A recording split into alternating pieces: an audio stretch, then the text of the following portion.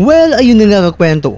Ang ating dalawang mga pambato na sina Jonas One Punch Sultan at Jerwin Pretty Boy Angkas ay sobrang minalit na ng kanilang mga kalabang mga Hapones na sina Rico Masoda at ang may hawak ngayon ng WBA Bantamweight World Title na si Takuma Inoue. Ang pag-aangas ng mga Hapones at kung paano minalit ang ating mga kaubayan ay ito po ang mga nilalaman ng ating kwentuhan. Kaya tara, kwentuhan na!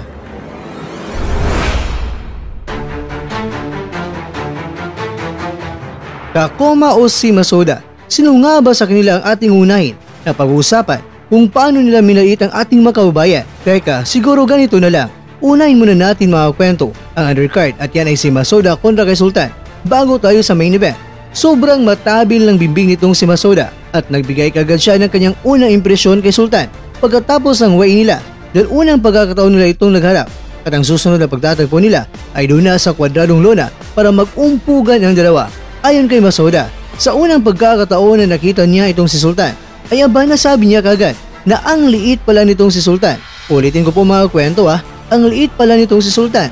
Well, kitang-kita naman natin mga kwento ang kaibahan ng dalawa. Mas maliit din talaga si Sultan. Halos lahat ng mga bintay sa laban ay taglay na ng kalaban.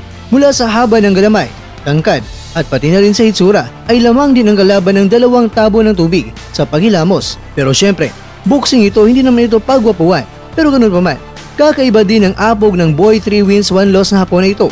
Pero sobrang lakas naman ng promoter ng Hapon na ito dahil nabingwit pa niya ang rank 6 sa WBO na hawak ng Manny Pacquiao Promotions na si Sultan, habang ang Hapon ay parang kakagising lang sa inigaang banig sa boxing. Kaya kakaiba talaga ang Tekken Promotions ng Japan. Dahil dyan kasi under itong si Masoda at tama nga na Tekken.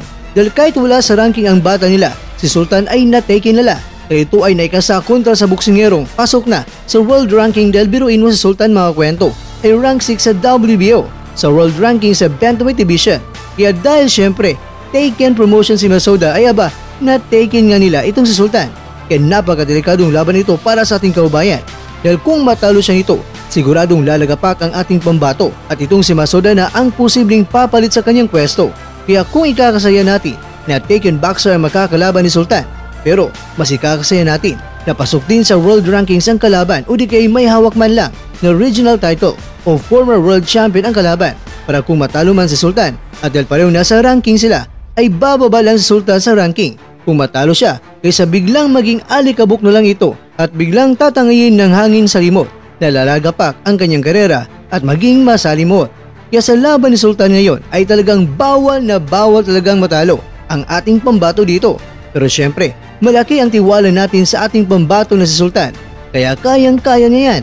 At ayon pa kay Masoda, bagamat maliit man na boksingero itong si Sultan, pero may maganda naman ang hubog na katawan.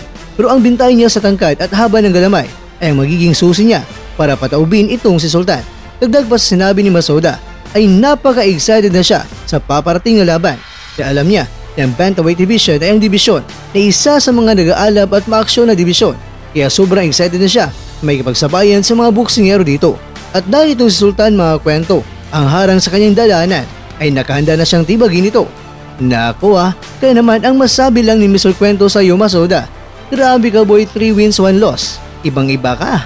Baka nakalimutan mong si Sultan ay ang Saitama ng Pinas. Dahil kung sa Japan ay may One Punch Man, ay aba, si Sultan, One Punch yan.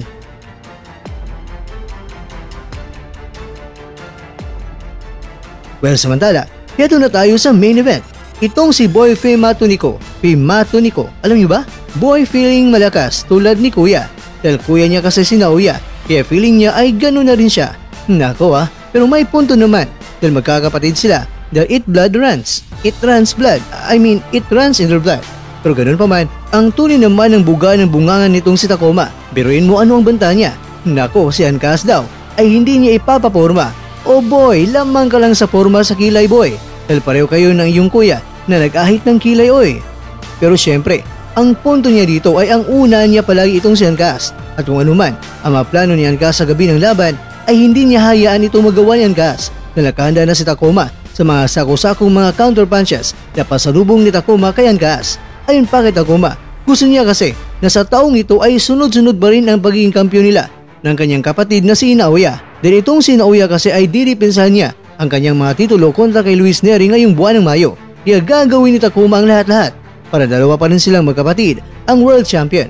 Ang pumasok pa sa kukuti ni Takuma mga kwento ay itong si Ankas ay mahirapan na kunin ang timbang sa Bantamweight Division, pero nagkamali siya dahil sa pagdating sa timbangan sumobra man si Ankas ng timbang ng konti, pero dahil lang yun sa kanyang medyo mabigat na salawal ng sandatang nasa baba na nakatago. Ang sandatang babae lamang ang mas maganda na nagpapatayo. Baka iba na yun nasa isipan nyo ha, pasensya dahil hindi ko rin alam yan dahil narinig ko lang din yan sa iba.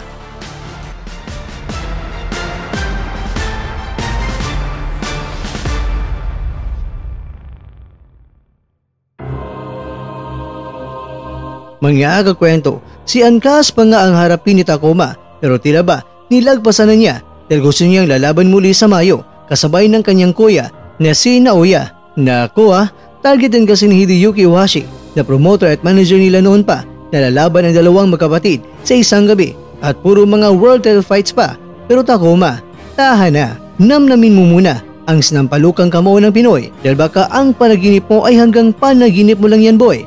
Kaya naman, laban Jerwin Ankas, iuwi mo ang titulo sa Pilipinas.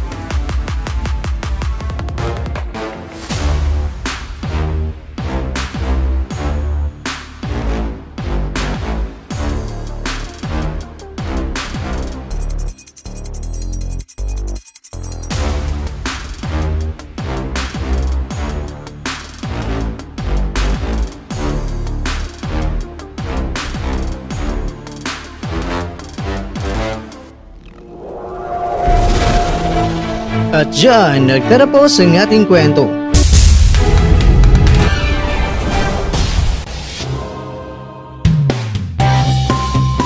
Maraming salamat mga kakwento sa inyong panonood. Pero baka naman mga kwento ay nagustuhan nyo po ang kwento natin ngayon. Baka pwede nyo po akong mabigyan dyan ng like, subscribe at pa-click na rin sa bell button. Pero bago tayo matapos mga kwento ay syempre, shoutout po muna tayo dyan sa ating mga kakwento. Kay kakwentong Ruel Ibanez, kay kakwentong Ryan Piscino, kay kakwentong Agusan Guerrero, at ikaw kakwentong nanonood nyo, shoutout nyo dyan. Bueno hanggang dito na po muna ang ating kwentuhan at abangan nyo lang po ang ating susunod na video. At dito lang po yan sa isang channel na kung saan maaaring ito'y mga kwentong di pa na kwento sa inyo.